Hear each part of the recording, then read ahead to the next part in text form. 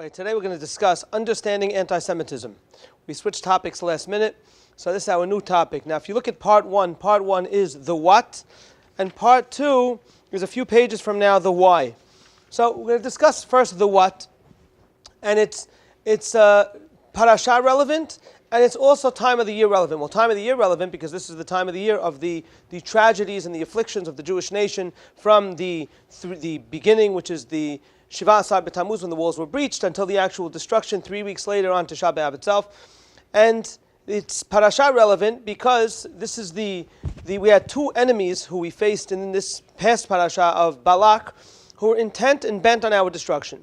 Now, the story goes that Balak hires Balaam to curse Bnei Israel, because Balak, like the pasuk says, Vayagor Moav. Moav is afraid of Bnei Israel. He's in the path of Bnei Israel, so he hires a sorcerer named Balaam. It's a debate. Was he a prophet? Was he not a prophet? That's actually up for debate. It's a machloket. The Midrash seems to indicate, and Rashi, that he was a prophet. The Ibn Ezra and many others say that he was not a prophet, but he was either a hacham, a sorcerer, a prophet, and he goes to curse Bnei Israel hired by Balak. Now we have these two enemies. We're going to describe these two enemies, and we're going to see that these two enemies are not alike, because no two enemies of the Jewish people are exactly the same. And it starts really in Parashat Matot. The first one on the sheet is when God tells Moshe, Nikom nikmat b'nei Yisrael me'eta midyanim. Take revenge for Bnei Israel from the Midyanim. Achar, and after that, te'asef el amecha, you will be able to go to your final resting place. And Rashi on the spot is bothered. Why is God beseeching Moshe to take vengeance from the Midyanim? Why is Moav getting a free pass? Midyan is the nation of Balaam, and Balak, whose nation is Moav, well, he gets a pass. Well, he was the instigator. He was the one who hired Balaam. So the one who instigates gets a free pass, and the one who does it, he's the one who gets in trouble. This is what happens in school, on a daily basis. The one who instigates the trouble gets a free pass, and the one who fell for it, he's the one who gets in trouble. So why are we so bent on revenge against Midyan, Balaam, and not against Moav? Says Rashi as follows: Me'eta Midyanim velo me'eta Moavim, and not from the Moavites. She'a Moavim nichnesu ledavar mahamat yir'ah. The people of Moav, i.e. Balak, they entered this because of fear. Shayu yira'im mehem, they were afraid of the Jewish people. They were in the path of the Jewish people. Shayu sholalim otam, they were going to fight them and destroy them. Now, aval midyanim, says Rashi, nit'aberu al riv lo lahem, they entered a fight that had nothing to do with them. So, basically what Rashi is saying is Moav was kind of fighting in self-defense, where Midyan, they entered a fight where they had no business being in.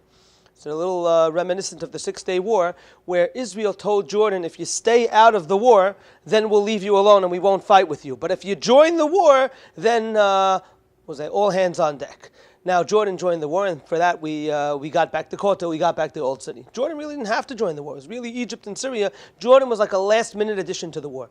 So they had nothing to gain. Well, really, in the 6-day war, no one had anything to gain. It was all a belligerent battle against Jewish people. But over here, Moav entering, we understand why they're entering. They're entering in self-defense. Midyan, they have pure hatred. They just want to fight against the Jewish people. So already you see from Rashi that there are two types of anti-Semitism. Those that have something to gain, or those that have some personal involvement, and those that have absolutely no reason to join the fray. And there's a sefer called Be'er Torah from a rabbi I know well, Rabbi Yosef ben Amram, and he quotes a rabbi named the Vilna Gaon. In line 4 he writes like this: V'hagra bi'er. Well, right there, a little before that, he says like this: Sorerei Yisrael mechuvanim bebet shemot. Enemies of the Jewish people have two different names: oyevim v'soneim. Now the question is, what is an oyev and what is a soneh? Now you translate, oyev is like an enemy and a soneh is a hater. The reason why English translations are pointless is because you could translate the word into English, but even after you translate the word, we're not linguists and we have no idea what we're talking about. So what then is an oyev and what is a soneh? And the Gra says as follows: V'agra bi'er shehavdel hu oyev ze kasher yeshna siba. An oyev has a reason for his hatred. V'soneh ze beli siba. And a soneh has no reason for his hatred. We have a definition now from the Vilna Gaon. Oyev, he has a reason why he hates you. Soneh has no reason why he hates you.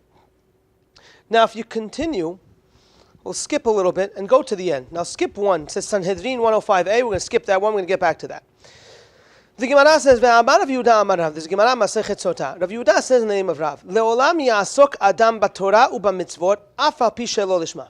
One should study Torah even for the non-optimal reasons, even shelo lishma, not for the sake of heaven. Shemitoch shelo lishma ba lishma. Because if one begins for the wrong reasons, ultimately they will do it for the right reasons. Now, what's the source for this concept of mitoch shelo lishma ba lishma? That if you begin doing something for the wrong reasons, ultimately you will do it for the right reasons. This is any child who begins to study Torah, do mitzvot, we incentivize it, and hopefully eventually they do it for the right reasons. Well, what's the source for this concept? It says the Gemara, Shebeschar 42 korbanot sheikriv Balak melech Moav. In the merit, in the reward of the 42 sacrifices that Balak, the king of Moab, brought, Zacha v'yatzeta mimenu Rut. In that merit, he had a granddaughter named Ruth, Shiatza mimenu Shlomo, who her grandson, her great-grandson was King Solomon, Shekatuv be'elef olot ya'aleh Shlomo, who brought 1,000 sacrifices. In the merit of the 42 sacrifices of Ruth's great-grandfather Balak, so her great-grandson brought sacrifices in the temple. Now, if you think it's a you would say fascinating or really confusing. How is Balak, who brought sacrifices, intent on the destruction of the Jewish people? Now, he was beseeching God to destroy the Jewish people. His sacrifices were meant as a prayer for God for our destruction. And in the merit of those sacrifices, he has a granddaughter, Ruth, who has a great-grandson, King Solomon, who will bring 1,000 sacrifices in the temple. Well, how's he being rewarded for those sacrifices, for those prayers? And the rabbis point out, you see, Balaam did not receive any reward for those sacrifices because Balaam was bent on our destruction. Balaam hated us. Balak, he was fighting in self-defense. He felt threatened by the Jewish people, so he's, so to speak, almost fighting back. So Balak brings sacrifices. Those sacrifices have value. They have redeeming value. Those sacrifices in the future will be rewarded. The reward of those sacrifices, he has a great-great-grandson named King Solomon who will bring sacrifices in the Beit HaMikdash. Balaam doesn't get any reward for his sacrifices. You see, Balak wasn't so bad. Balak was an oyev. An oyev has a reason why he hates us. Balaam was a soneh, hatred for no reason. Now, to give a little historical background of who Balaam was, there's a Gemara Masechet Sanhedrin where it's a question, should this Gemara be taken literally or not? But whether it's literal or not, either way, the Gemara is sending us a message. And the Gemara says as follows. Tana, hu be'or, hu kushan reshatayim, hu Lavan ha'arami. Lavan is be'or. Now, who's be'or? Be'or, who's be'or? Any suggestions? Who's dad? Balaam's dad. Be'or, Balaam ben Be'or. Vet Balaam ben Be'or, haregu be'harev. Balaam is the son of Be'or. Who is this Be'or? Be'or is Lavan. So the Gemara is telling you that Lavan is the father of Balaam. Now, if you follow the timeline, it's kind of hard for Lavan to be the father of Balaam. But again, whether it's literal or not literal, the Gemara is sending a message that there's an inherent bond between these two people, Lavan and Balaam. And if there's a bond between Lavan and Balaam, that means they had the same goals and the same MO and the same plan, and we're going to see the same anti-Semitism. And it starts in the Haggadah. In the Haggadah Shel Pesach, we read as follows: Se ulmad, go out and study. Ma bikesh Lavan ha'arami la'asol Yaakov Avinu. Go out and study what Lavan tried to do to Yaakov, our father. She Paro lo gazar ela al zecharim. Paro only made a decree on the males. Ve'Lavan bikesh la'akor et hakol, but Lavan wanted to eradicate everyone. Shene'emar arami oved avi. Arami is, according to this, the Haggadah is Lavan. If you look in the Mefarshim on Humash there's many different interpretations. What does Arami mean? But according to the Haggadah, Arami is Lavan. Lavan ha'arami. Oved Avi tried to destroy our father. Vayed in Misraim. Ultimately, we went to Egypt. It's a question. How to read that is a question. Vayagor sham b'mtemeat. Vayisham legoy gadol asum varav. Now the Haggadah begins by Se ulmad, go out and study. Ma bikesh Lavan ha'arami la'asol Yaakov Avinu. Go out and check, investigate, study. What did Lavan want to do to Yaakov? If the Haggadah is telling you Se ulmad, that means it needs study. It's not obvious. It's not axiomatic. It's not self-evident. It needs to be studied. Go out and check, investigate. Well, usually stories, you read it, it's pretty much on paper. The story of Lavan and Yaakov is very abstract and ambiguous and unclear, and you have to go and study it. Tzeh ulmad, go out and study. Ma bikesh Lavan ha'arami la'aseh liYaakov avinu. Now with the Haggadah, the first thing, Haggadah is telling you a few things here. First thing it's telling you is that Lavan and Paro were different types of enemies. Paro is an oyev. He has a reason why he hates us. Paro is worried. Hava nitchakema lo. Let's deal wisely with the Jewish people. Why? Pen yirbeh. We're worried they're going to increase. There's going to be a war. They're going to join our enemy. The Jewish people are becoming too mighty. Paro has a reason why he fights back. He oppresses us. Also, Paro did not kill male and female. He only killed the males. Why is he only killing the males? Because he felt threatened. He felt like his kingdom was being threatened. So he wants to kill all the males. He doesn't kill all the females. So Paro is not bent on genocide. Paro is so to speak, he's guarding himself. He's out for protection. But Lavan bikesh la'akor et hakol. Now Lavan bikesh la'akor et hakol. He wanted to eradicate us all. Where do you see this? All the commentators say that's when Yaakov runs away and Lavan runs after Yaakov, and he's bent on killing Yaakov and his entire family. And who is his family? Yaakov's family includes Lavan's own daughters. Now, what was Lavan's relationship with Yaakov? Lavan was his father-in-law. And what Lavan received from Yaakov was all positive. Rashi says that, you see, Yaakov's first encounter with the family of Lavan was when he sees Rachel at the well. Why is the girl at the well? Where are Lavan's boys? Where are his sons? You don't send girls to the well, you send the boys to the well. And says Rashi that Lavan had no sons. But later on, when Lavan chases Yaakov, he had sons. Lavan and his sons run after Yaakov. Says Rashi, you see that it was because of the blessing of Yaakov that Lavan was blessed with sons. Furthermore, Lavan became wealthy because of Yaakov. So in Lavan's relationship with Yaakov, it was really one-sided. How much Lavan received from Yaakov? Yes, Yaakov received his wives, but how much did he give back to Lavan? Lavan gets money. Lavan now has sons. Lavan is so enriched because of Yaakov. Yet, V'Lavan bikesh la'akor et hakol. Lavan still wanted to eradicate us. Lavan was a soneh. Lavan had no reason to hate us. Paro is an oyev. Lavan is a soneh. So it's very apropos that the Gemara in Sanhedrin says, Hu be'od, hu Lavan ha'arami. Lavan is the father of Balaam, because they have the same type of anti-Semitism. They have the same way of life, that despite the fact that I have no reason for hatred, well, you don't have to have reason. Anti-Semitism could be very illogical. Sometimes it's logical. Sometimes we face an oyev, a foe. Sometimes we face a soneh. Paro on one side is an oyev. Lavan and Balaam on the other side are sonehs. So far we have Balak and Paro on one side, and Lavan and Balaam on the other side. Again, which fits beautifully in that hu be'or hu Lavan. That Lavan was Balaam's father. Again, whether it's literal or not literal, that means they definitely had either a familial tie or at least an ideological tie. There's a Gemara Masechet Shabbat. The Gemara says, let's go to the next page. This is just the Maharal. Let's just paraphrase it a little bit. On the next page, the Maharal says as follows. These two rabbis say, "My Har Sinai." Why is Mount Sinai called Har Sinai? To which the Gemara in Masechet Shabbat answers, Har sheyarda sin'a le'umot ha'olam alav. The mountain that hatred came to the world, came to the against the Jewish people, to the nations of the world. Which means from Har Sinai, it's the mountain that sin'a, that hatred came. Now, even though the letters don't fit, but the Gemara gives the poetic license to make a derasha. Har Sinai, the mountain of sin'ah, of hatred. That means from Har Sinai, anti-Semitism originated.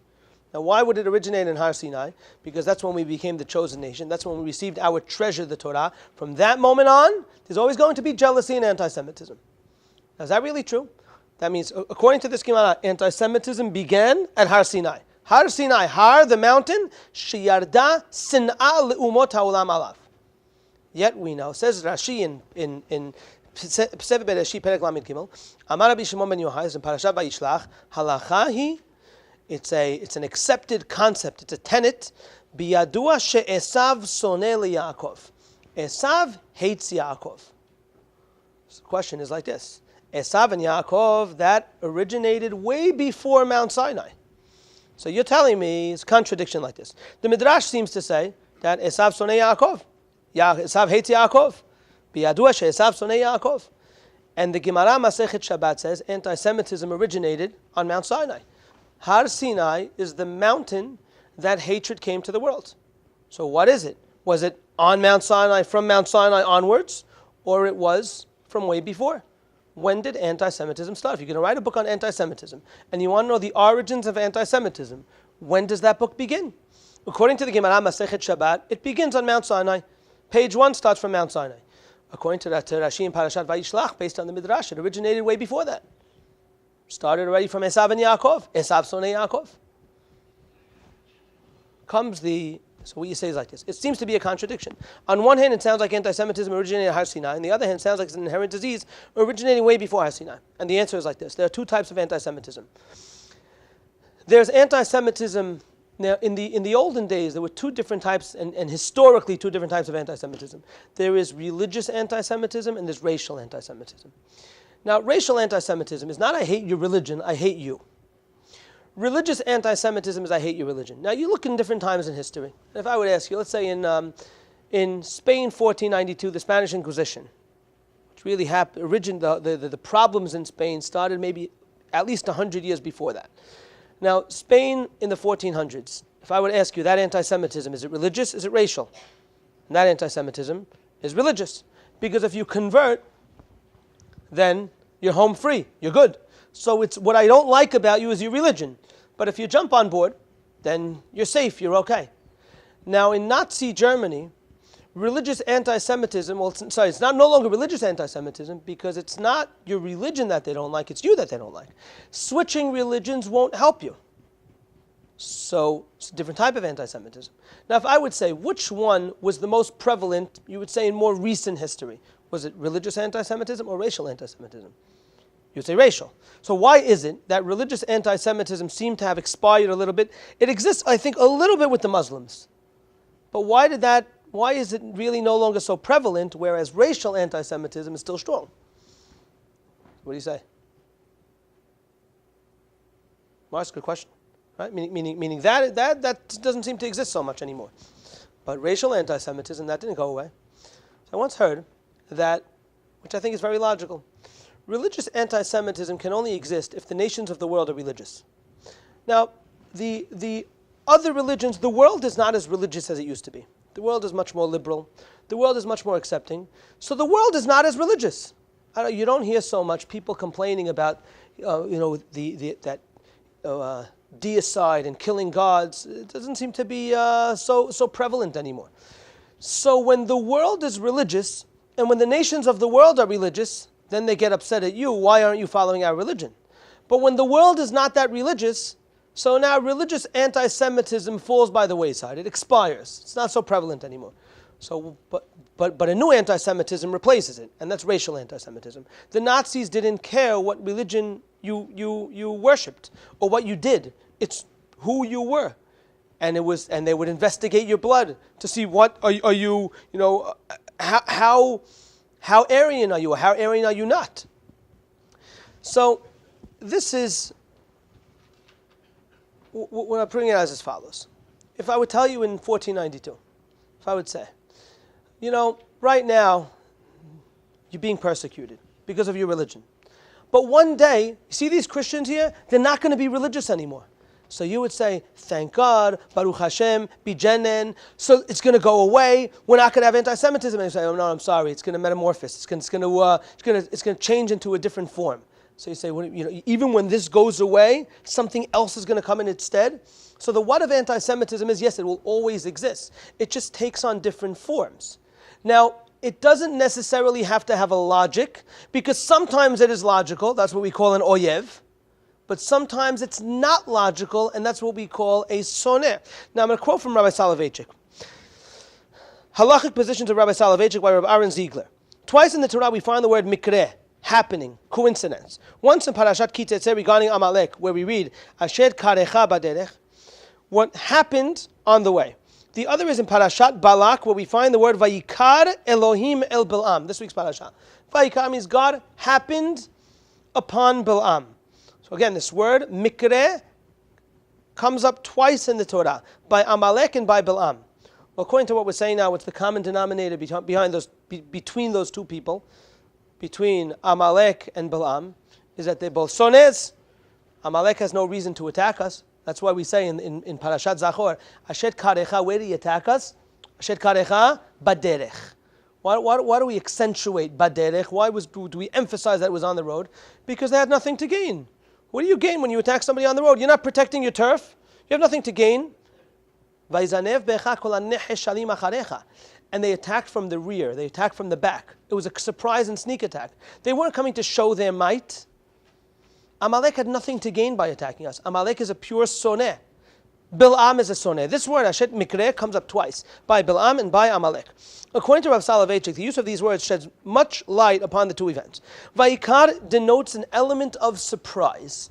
Just happened. It's a shock. As Balaam himself stated, Ulai yikare Hashem likarati. Perhaps Hashem will happen upon me. Balaam had serious doubts as to whether the encounter between him and Hashem will ever take place. It was possible, and even probable, that Hashem would refuse to speak to him. And when it finally did occur, Vayikar Hashem stumbled and happened. It was unexpected. Now, besides the element of surprise, there was also the element of irrationality in the fact that Balaam received divine revelation. Balaam was a mere mortal. He was wicked. Why did Hashem address himself to him? Why did Hashem care about Balaam? The Rav explained that we do not comprehend the true and full story of Balaam, and most likely we never will. That is the meaning of Vayikar Elohim el Balaam. God appears to Balaam. Doesn't make sense. The same idea is expressed in the story of Amalek and the battle they waged against our people. The land of Amalek was very far from the route that our people were taking to reach their destination, Eretz Israel. Our people had absolutely no intention of declaring war, occupying any of their territory. Suddenly and irrationally, Amalek hated Bnei Israel. There seemed to be no motive or logic for their hatred. Their ambush upon us was a complete surprise that cannot be explained in rational or psychological terms. Vayavo Amalek vayilachem im Israel. Amalek traveled from their distant land. Nothing logical motivated them. They just wanted to attack us. This, the Rav stated, is precisely what anti-Semitism is all about. Our nation has enemies when enmity and hostility stems from an irrational fear of Jews. Many of these nations have nothing in common with us. From a rational perspective, we are distant from them as they are from us, yet they hate us. The basic principles of logic cannot be employed. We have to accept both the irrational attack of Amalek and the prophecy that Balaam received as situations of mysterious and incomprehensible happenings. They are no different than the mystery of the Para Aduma laws. This, in summation, is what soneh is. Soneh, there's no logic, there's no rationality. Now,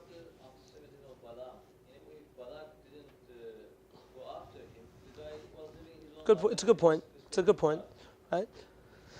You're right. So Balak gave him the idea. It's true, but what we explained in the beginning, that Balak was fighting in self-defense. Vayagor Moav, the pasuk says. Balak was afraid of Bnei Israel. Balaam had nothing to gain. He was a third party. He was uninvolved. You're saying he wanted money. He just wanted to, right. That's it. Obviously, he needed the idea. You're right. That was part of our question in the beginning. Like Balak was the instigator. Yet, right, it seems that the way Rashi understands the pasuk is that Balak had a reason why he attacked us. Balak was afraid of us. Balaam had nothing to gain. Now, when you have nothing to gain and you're a third party and you enter a fight that's not yours, then you're looking for a fight. My question is that why don't you speak about the anti-Semitism of Balak and you are focusing on Balaam? So that's what we said in the beginning. We said there are two types of anti-Semitism. There's an oyev and a soneh. Oyev is when there is a reason. Soneh is when there's no reason. Balak was an oyev. Paro is an oyev. Lavan and Balaam and Amalek are a soneh. Right? Now, Rabbi Sachs says as follows. In the Middle Ages, Jews were hated because of their religion. In the 19th and early 20th century, they were hated because of their race. In the 21st century, they were hated because of their nation state. Now, just to what he's saying is like this. Even racial anti-Semitism is not in vogue anymore. Because with today, in the day of equality, in the era of tolerance and acceptance, today, everything's accepted. The world has accepted things that years ago would be considered almost impossible to perceive that they'll ever be accepted. Yet anti-Semitism still persists. Well, if there was anti-Semitism against blacks, and that's no longer politically correct, and there were anti-Semitism against many other groups, and it's no longer politically correct, why is anti-Semitism against Jews politically correct? The answer is, you're right, it's not. Racial anti-Semitism is no longer politically correct. So what took its place? What took its place is Zionism. Is racism. Zionism is racism. And now it just, again, it changed its form to being anti-Israel. And the whole world will always say that anti-Zionism does not mean anti-Semitism. But anti-Zionism really is anti-Semitism, because it just changes into a new form, because anti-Semitism is here to stay and it will always exist. Now this is, again, so far we're explaining the what. We did not yet come to explain the why. What we explained was, just to recap what we have so far, is that we have different types of enemies. We have those that are an oyev, that have a reason. Those that are a soneh, that have no reason. That is irrational. It doesn't make sense. Like Rabbi Soloveitchik said, he uses the word mikre. Mikre means I throw out my hands. I can't understand it. Lavan wants to destroy his own family. He wants to destroy his children, his grandchildren. Doesn't make sense. Balaam, he has no involvement. Doesn't make sense. Amalek, he's not under attack from Bnei Israel. Vayavo Amalek, he comes, he attacks us. Baderech, doesn't make any sense. There are enemies that have a reason why they hate us. There are enemies that have no reason why they hate us. The reasons for anti-Semitism, they just change through the generations. It begins with Har Sinai, that's the religious anti-Semitism. There's Esav Sonei Yaakov, which is racial anti-Semitism. And then today is what we have. We have Zionist anti-Semitism. But anti-Semitism is here to stay. And that's what you would say the what is so far. Just to continue a little bit. The term anti-Semitism, I'm not going to read all this. This is this you could read on your own. It's from aish.com. And he writes as follows: there are 4 different aspects to anti-Semitism which characterize as being a hatred like no other: universality, intensity, longevity, and irrationality. Now, you take universality means it's everywhere. It's very unique in that it applies everywhere, in all countries, in every part of the world. No one was immune from this. Sfaradim, Ashkenazim, the Middle East, Europe. It's all over. And we'll go to number 3 is longevity, is that it's been going on for so many years. Intensity is also understood. The venom that's being spewed is very, very intense. Irrationality, it really doesn't make so much sense. Sometimes the Jews are criticized for being communists, and the Jews are criticized for being capitalists, and the Jews are criticized for being whatever they are, whatever it's possible to criticize, because it's irrational. Now, that's really, so again, this is, if you look over here, it says, full list of empires against the Jews. If you Google, all countries that Jews were expelled from. So like back in the 1100s and 1200s, it was like every 10 years or every 20 years they were expelled from another country. And then England, and then France, and Germany. It's like no country they weren't expelled from. And that's Jewish history. We were expelled from every country. We were kicked out of every country. Anti-Semitism has persisted for so many years. Different reasons, takes on different forms, different types. That's part 1. Part 1 is the what. Now we're going to discuss a little bit of the why. After this, it's very disheartening to say that, is that just something we live with? Well, at least in America today, you would say in the history of, in Jewish history, in the history of the Galut, we never had it so good like we have in America. Which reminds me of a story that I heard from Rabbi Beryl Wine in Muncie. And he said he was in a supermarket and there was a Jewish guy with a yarmulke trying to get a refund. And he's fighting with the lady, and the lady won't give the refund. And at the end, she wouldn't accept the return. And the guy walks away from the clerk, and he sees the rabbi watching the whole exchange of him trying to get the refund and not being successful. And he turns to the rabbi, he says, what could we do? We're in Gullus. What could we do? We're in exile. Like, you can't win them all, we're in exile. So the rabbi says back to this guy, he says, my friend, he says, Gullus used to mean pogroms, extermination, Holocaust, inquisitions. If Gullus means you're not getting your refund, we're doing pretty good in Gullus today. So thank God we have not had peace and tranquility like we have in this era in America today. Rabbi Hillel Haber, the Rosh Yeshiva of Sha'arei Torah, begins every graduation. I love when he does it. It's like it's such a beautiful, beautiful gesture. The rabbi gets up and he says, "Potchin b'chvod achsanya," which is a concept of that you have to thank your host. Potchim bechor achsanya is if you speak at a Sheva Berachot, before you speak about the Chatan and Kala, you speak about the host, you thank the host. He says, Potchim bechvod achsanya. I have to thank the host. Who is our host? The United States of America. That's our host. And we have to have appreciation for what they allow us to do and for religious freedom. Nowhere in the history of the Galut do we have it like we have it today in the United States of America. And like we said, if Gullus means that once in a lifetime or a few times in a lifetime you might get something yelled at you, we're doing pretty good. We're okay in the Gullus. But it exists and it persists. The truth is, I don't want to make light of it, because if you're a college student on a college campus, you encounter it much deeper. You encounter it very, very deeply, very seriously with the anti-Zionism. But it persists. So let's now discuss the why. In this week's parasha, when Balaam comes to curse Bnei Israel, this is the top of the page, says part 2 why. When Balaam comes to curse Bnei Israel, he says as follows: Ki merosh tzurim enu. From the top of the mountain I see you, I see them. Umigivaot ashurenu. And from the hills I peer at them. Hen am levadad yishkon. They're a nation that dwells apart. Ubagoyim lo yitchashav, and they will not be counted amongst the nations. So this line, Hen am, and I bolded these words, Hen am levadad yishkon. They're a nation that dwells apart. And this comes up again in Parashat V'zot HaBeracha, Yishkon Yisrael betach badad. The Jewish people dwelled. Betach means securely. Betach comes from the word, it's like bitachon, with serenity, with faith. Well, it means faith, but it means like security. Life insurance is bitachon, so you have security. Betach badad in Yaakov. El eretz dagan v'tidosh. The Jewish people dwell in security. So this word badad has a nice connotation. If you dwell livadad yishkon, they dwell apart. But like the pasuk in V'zot HaBeracha says, it's betach badad. It's a serene, secure existence of dwelling apart. And a lot of the commentators discuss what the pasuk is telling us. The Ibn Ezra says, Ki ra'a b'chokhmato sheta'amod zot ha'umah levada. Balaam saw in his wisdom. By the way, he says, Ki ra'a b'chokhmato, because I think the Ibn Ezra holds that Balaam was not a prophet. So he says he didn't see in his prophecy, he saw in his wisdom, sheta'amod zot ha'umah levada, this nation will dwell on its own. And it will never mix with another nation that will overpower it to abandon its Torah, like other nations did. Livadad Yishkon, the Al-Sheikh says, Livadad means, whenever nations dwell 2 or 3 together, none of them are Livadad, because they're all together. Even when we are dwelling with other nations, we might not be in Israel, but we're dwelling amongst the nations. Liyoshev levadad yechashev. We are still badad. Meaning you could be in a room with many other people, and you can still be in your thoughts and your feelings, you could still be alone.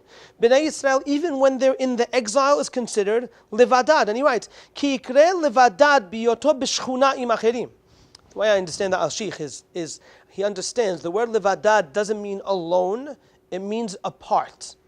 Now, when you're alone in a room, you're not apart, you're alone. Right now, in this room, I'm not alone, maybe I'm apart, because you're facing this way and I'm facing that way, so I'm apart. I'm not alone.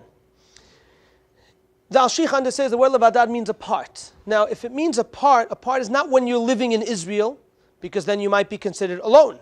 There's a Jewish nation that's alone. No, I'm apart. That means I'm with everyone else, yet I'm apart. This concept, that the Jewish people are apart, is in the Haggadah Shel Pesach. Vayisham legoy melamed shayu Yisrael mitzuyanin sham. The Jewish people in Egypt were mitzuyan. And if I would ask you, what does the word mitzuyan mean? What does mitzuyan mean? So everyone thinks back to their 2nd grade teacher that she wrote on top of your paper, mitzuyan. So mitzuyan, right? You fell for it. The word mitzuyan means excellent. All right, correct word mitzuyan means excellent. What is the English translation of the word mitzuyan? Mitzayen comes from the word tziyun. Tziyun is like a marker on a grave. Right? Tziyun is something that makes something stand out. By the way, if everyone in the class got 100, the teacher cannot write mitzuyan, because then no one stands out. Now, if you got 100, the teacher writes mitzuyan because you stand out. Mitzuyan doesn't mean excellent; it means you stand out.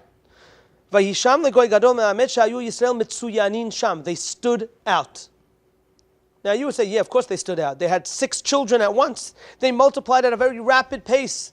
Of course they stood out. Stop. Look at the next pasuk. Gadol ve'atzum, and they were great in number. Kemo shene'amar, Bnei Yisrael paru vayishresu vayirbu vayasmu b'mod me'od batim alei ha'aretz otam. They increased in number, and the whole land became full of them. And you know what the rabbis point out? Rabbis say that you see that they were mitsuyan even before they became great in number. Because only the next pasuk says they became great in number. But they were already mitsuyan even before they became great in number. Now, how many people did they come to Egypt with? There were 70 people. In a great metropolis of Egypt, you would think they would get swallowed up in the vast numbers of the Egyptians. They were mitsuyan. They were noticeable. I'll ask you a question. If I would say in New York, those of us that are from Brooklyn, I would say in Brooklyn, what are the nationalities that are in Brooklyn? Eddie and Deal, the nationalities are people, squirrels, deer, skunks. Okay, I'm talking about in Brooklyn. Okay? In Brooklyn, what are the nationalities? So you would say there are Russians, there are Asians, there are Spanish people, there are Italians, and that all makes sense, right? Chinese, it's Asians. So if I would say, now if I would stop and say, one second, but stop, I'd say, but there are also people from New Zealand. What about them? You'd say maybe in the entire New York, maybe there's 1,000 of them, so they don't make the cut. If your numbers don't add up, then you're just not counted. Bnei Yisrael, even when they were 70 people, they were mitsuyan, they were marked. In Nazi Germany, we were 2% of the population, yet we were a main focus of Hitler's war. We're a few people, leave them alone. Why do they even matter? Because wherever Bnei Yisrael is mitsuyan. It's part of our blessing. We stand out. We stand out often in our success. Well, it was definitely like that in Nazi Germany. They were 2% of the population, but at least a third to 30 to 40% of the lawyers, the doctors, the banks, they had success beyond their numbers. What's that? 2% of the population, right? Says the Al-Sheikh, the end of the pasuk says, "Ubagoyim lo yitchashav," and we will not be counted amongst the nations. Ki im yomru kama umot ba'olam. If somebody asks you, how many nations are in the world? So, according to tradition, how many nations do we have? 70 nations. Does 70 include Bnei Israel or not include Bnei Israel? 70 is including or excluding Bnei Israel? So, what's that? Says the Al-Sheikh, it's not including Bnei Israel. If you ask somebody, Ki im yomru kama umot ba'olam, if somebody tells you, if somebody asks you how many nations in the world, yomru, you know what they answer? Shiv'im umot v'Yisrael. 70 nations and Yisrael. Ve'lo yomru echad v'shivim. They don't say 71. Ki lo yityached itam b'cheshbon, because we're not part of the number. They say 70 plus 1. It reminds me of, any of you, if you drove on the FDR. So there's the Manhattan Mini Storage that always has those funny billboards, right? You know what I'm talking about? The funny billboards, Manhattan Mini Storage. So one time they had a billboard that said, "Welcome to New York, the town, the city with 10 sports teams and the Mets." 10 sports teams and the Mets. So over there, I guess it's an insult to the Mets. That's like, you don't even make it to the 10 sports teams. 10 sports teams and the Mets. By Bnei Yisrael, it's never 71. It's 70 and 1. We're not part of the nations. Ubagoyim lo yitchashav. We're not counted amongst the nations. Now, for a moment, I want to talk about the nomadic status of Bnei Yisrael. If you look at us, we've never stayed in one place for that long. We're always moving around. We're very nomadic. Now, why is that? Where does that come from? It says the Kli Yakar as follows. Hen am levadad yishkon. We're a nation that dwells apart. Miyom shene'emar la'Avraham lech lecha me'artzecha. From the day that Avraham was told, lech lecha me'artzecha, leave your country, leave your birthplace. Lech lecha me'artzecha. So we look at it like that was a command to Avraham himself. Says the Kli Yakar, me'az v'hala. From then on, nitboded min kol umah. We do not have a connection to any nation. Ve'en lo tziruf. We don't have a connection lo lebet abiv v'lo l'shum umah. We have no connection, not to our father's house and not to any nation. That's why we're nomadic. You know why we're nomadic? Because Avraham was told, Lech Lecha, no longer for the rest of Jewish history will you ever feel a bond to your birthplace. I definitely feel American. But you know how many times Jewish people had to move? Well, if you would have gone to your great-grandfather in Syria or in Poland or in Russia or in Egypt and said, do you know in 20, 30, 40 years you're not going to be here anymore? He'd look at you like you were crazy. Because we've been here and we're going to continue and persist in being here. Well, not true. We move all over. By the way, it's not only from country to country, not only from persecution, and not only because of expulsion. Look how we are even now. Where did our community originate? In Bensonhurst. Why didn't we just stay in Bensonhurst? What was wrong with Bensonhurst? Because we're very antsy, we're very jumpy, we can't stay in one place for too long. In the Ashkenaz world, in the early 1900s, there were over 1 million Jews on the Lower East Side. Well, there's a couple of thousand today. They all moved out. Well, why is it? In Jewish history, you never stay in one place. Why does that happen? Why can't we just stay in one place? By the way, the non-Jews don't have this. Generally speaking, a city that's populated as a city remains populated as a city. Yeah, people move out. You have Detroit that they lost half of their population. That's for different reasons. But generally speaking, Los Angeles will remain Los Angeles. Well, why do the Jewish people, we're constantly moving, we're so nomadic, we're moving from one place to the other? And the Kli Yakar says, because when God told Abraham, Lech Lecha, you're never going to feel a bond to your nation. You know why you can't feel a bond to your nation? Because then you're swallowed up alive, and then you integrate and assimilate, and there'll be nothing left of you. So you have to be like on springs. You have to be always in transit. And the rabbis say, you know what? We got the Torah on Mount Sinai on the way to Israel. By the way, it's a fascinating question. Wouldn't you think we should get the Torah when we arrive? It's like giving you the Torah on the plane. Wait till you arrive. Wait till you get there. You're on the way to Israel. You're on the way to Israel. By the way, stop. Let's give you the Torah right now. Get to Israel. I'll give you the Torah. And the rabbis say, because we had to show you that Jewish history will be in transit. In Jewish history, you'll always be moving along. And the Torah is foreshadowing that. I'm going to give you the Torah in transit to show that you have to keep and follow the Torah in any situation, wherever you are, always in transit. And by the way, it's because of that we're able to persist as a nation. Because if we felt too connected to our land, the minute we're expelled from our land, we're done, we're finished. But Klal Yisrael, we're a traveling salesman. No matter where we are, we're a Am Levadad. Like the Al-Sheikh says, we're a Am Levadad, we're apart even when we're in exile. When we're in Israel, it's pashut. That's obvious that we're apart, we're alone. We're unique, we're separate. That's great. Israel's wonderful. But the world Jews are not all going to live in Israel. And how did we persist for 18-something hundred years without a country? We didn't have sovereignty on the land of Israel from the year 68 or 70 till 1948. By the way, it's unbelievable if you think about it. Imagine you take someone, you want to kill someone. Forgive my bluntness. So you stick them underwater. So after 5 seconds, so you're going to you're going to move your hand, and they're going to pop right up. 5, 10, 15 seconds. After 2 minutes, you think, I might have them. Well, after 5 minutes, you probably have them. After an hour, you for sure have them, you can let go. The nations of the world had us. 10, 20, 30 years, 100 years, 200 years, 500 years, 1,000 years, 1,500 years, 1,800 years. They let go, boom, we pop back up like the Jack in the Box. Where do you come from? Who are you? How'd you get here? After 1,800 years, you're still here? Imagine a nation not having sovereignty over their country for 1,800 years and just popping back up, Jack in the Box. Where'd you come from? Because Bnei Yisrael has this uncanny ability to survive in the Galut.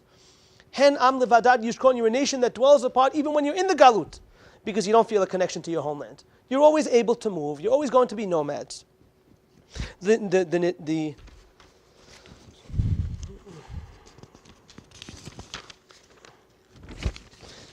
Gemara Masechet Sanhedrin says, Yasheva badad. This word badad, hen am levadad yishkon, you're a nation that dwells apart. Badad is a beracha. Balaam was blessing the Jewish people. Vayishkon Yisrael betach badad. You lived badad, in security. Says the Gemara Masechet Sanhedrin. This might be one of the most important ones on the sheet. Amar Rabbi Yohanan, Amar Rava, Amar Rabbi Yohanan, Amar HaKadosh Baruch Hu, Ani amarti vayishkon Yisrael betach badad en Yaakov, el eres dagan v'tirosh, af shama v'yarvutal. I said you're going to dwell in the land of Israel, in the land of dagan v'tirosh, of grain and wine, and the heavens will give forth dew. You're going to live betach badad. Achshav, but now you're going to be badad. What is badad referring to? What we're going to read in Megillat Echa, Echa Yasheva badad. How is it that Jerusalem is now desolate? Echa Yasheva badad. And we're all alone. Badad is Ha'ir Rabati Am, the city that was so populated. Ha'itake Almana, now it's like a widow. Rabati Baguim, Sarati Mameniot, Ha'italamas, now it's nothing. And the Gemara is telling you that in life, the Jewish people will always be unique, separate, and apart. Either it's going to be self-imposed apart, that you're an example to the people. You keep your religion, you keep your identity. You show an example to people. You show a light, you're a light unto the nations. Or, if you don't do that, then it's going to be Echa Yasheva Badad. And the rabbis say that anti-Semitism is a guarantee from God to ensure our survival. When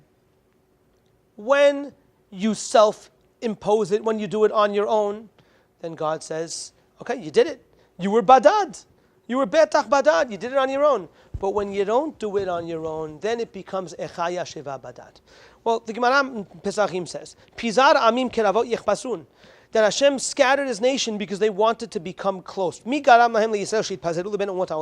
caused the Jews to become scattered amongst the nations of the world? The closeness that we desired with the nations of the world. We became too close, too connected to our host nation. Now, by the way, this discussion that we have can be had in Williamsburg.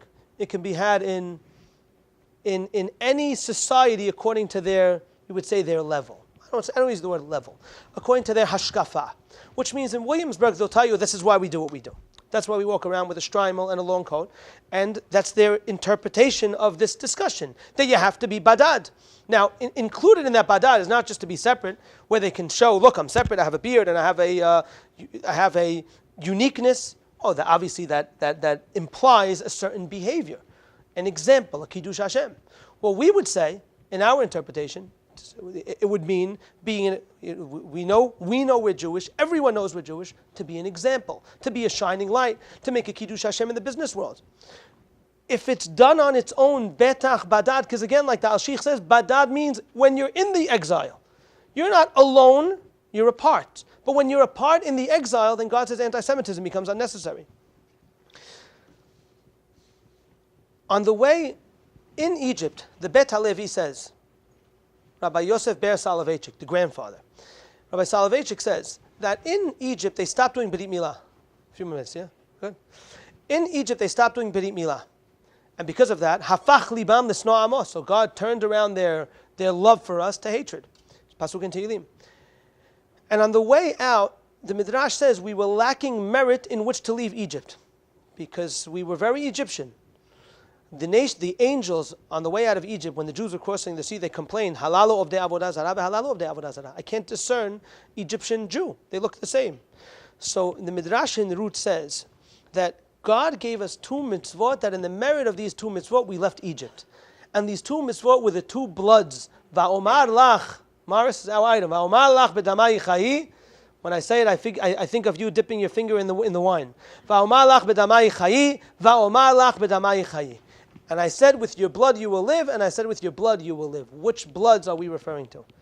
And says the Midrash, the two bloods are Dam Milah and Dam Pesach. The blood of Milah and the blood of Korban Pesach. The rabbis explain that the Jews were lacking merit because they were too Egyptian. And God says, if you do Milah and Pesach, you get to leave Egypt. Well, what is unique about these two mitzvot of Milah and Pesach that in that merit you get to leave Egypt? Well, let's go one by one. Milah means you have a sign of your body that distinguishes Jew and Gentile, Jew and Egyptian. That separates you. That makes you unique. That makes you badad. Korban Pesach, like the pasuk says, Hen nizbach et toavat Mitzrayim le'enehem v'lo yizkelunu. We're going to slaughter their God. They're not going to stone us. It was the God of the Egyptians. Well, that's showing an apartness in your worship. I'm willing to slaughter their God and put it on my doorpost. Hence, the holiday of Pesach is, by the way, I've always had this question. I stopped mid-sentence. I always had this question. We call the holiday Pesach, Passover, based on the angel passing over the houses of the Jews to kill the firstborn of the Egyptians. That's like so peripheral. Like, that's the name of the holiday? Call the name of the holiday, at least in English, Zeman Cherutenu, the holiday of our freedom, holiday of the Exodus. Passover, that seems to be like an isolated incident in the story. And the answer is, it's central and it's focal and it's vital. Because in that merit we got to leave Egypt. That we slaughtered their God, we took the blood, we put it on the doorpost, and we said, we are different, we are special, we are unique. The Gemara says that the Jewish people, the Jewish nation is compared to oil. Lereach shemanecha tovim, it's a midrash. Just like oil and water will never mix, the Jewish people and the nations of the world will never mix. Either, again, it's self-imposed, like Rabbi Soloveitchik used to say, Ger v'toshav anochi imachem. At the same time, you're straddling the fence of being a ger and a toshav. Ger is, I'm a foreigner. Toshav means I'm a settler, I live here. No, you have to be a ger v'toshav. You live in the world, but yet you're a little apart from the world. Ger v'toshav. You're not too apart, because we have to live life. But you're not too involved. Ger v'toshav anochi imachem. He borrowed the term from the statement that Avraham told Bnei Het when he was buying a burial plot for Sarah. Ger v'toshav anochi imachem. Now, the Midrash says the Jewish people are compared to oil and water. And oil and water will never mix. Now, this reminds me, when I was in 5th grade, my hypothesis of my science project, Hillel Yeshiva, was that I'm going to get oil and water to mix. My partner was a guy by the name of Jonathan Levy, Mammoth Builders. And our project was, we're going to make oil and water mix. Now, I had no scientific data to back me up. I just figured if we do enough to it and doctor it enough, we'll eventually get the oil and water to mix. So I remember we were in my mother's kitchen, and we put a big jug with oil and water. And we take flour and sugar and food coloring. We basically took the whole kitchen and threw it in that bottle of oil and water. And lo and behold, we mixed it as hard as we could, and it mixed. And we were psyched. We were so ecstatic. Our hypothesis was proven correct. You can get oil and water to mix. And we wrote in big letters, oil and water will mix. We put it in the gym, science project. And the next day was the science fair. And we come back to the gym, and lo and behold, oil all the way on top, water all the way on the bottom. And I'm definitely not getting an A after that.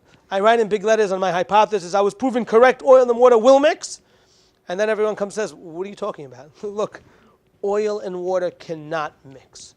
Anti-Semitism is put by God to ensure and guarantee our survival. If it wasn't for anti-Semitism, religious, racial, logical, illogical, Zionism, we would not be here today as a nation. It's insurance. Ideally, we would do away with it. If we can self-impose it, if we could be betach badad, like the Gemara in Sanhedrin says, then God says, okay, you're good. There's no reason for anti-Semitism. I don't have to step in if you're taking care of it on your own. Oh, you have it on your own? You're taking care of it? I don't have to step in. You got it. You got it covered. But if not, then echa yasheva badad. Rabbi Lichtenstein used to say, a Jew feels himself unique amongst the peoples. He might find himself immersed among them. However, he always feels separate from them. It's the Jewish nation's uniqueness pertains both to the present as well as the eschatological future in the time of Mashiach, both in the socio-historic as well on the meta-historic level. Hen am levadad yishkon ubagim lo yitchashav. And I'll end with one statement. There's a statement said by Rabbi Yisrael Salanter, and it's a play on words a little. He says, if a Jew doesn't make kiddush, then the Gentile world will make havdalah. Which means if we don't sanctify ourselves by making kiddush, to be kadosh, kadosh comes to the word unique and special, then the nations will show us what a Jew is and they'll make havdalah. So what we have is two parts. We have what anti-Semitism is. Anti-Semitism has many different forms and many different times in history. There's an oyev, those that hate for a reason. There's a soneh, those that hate for no reason.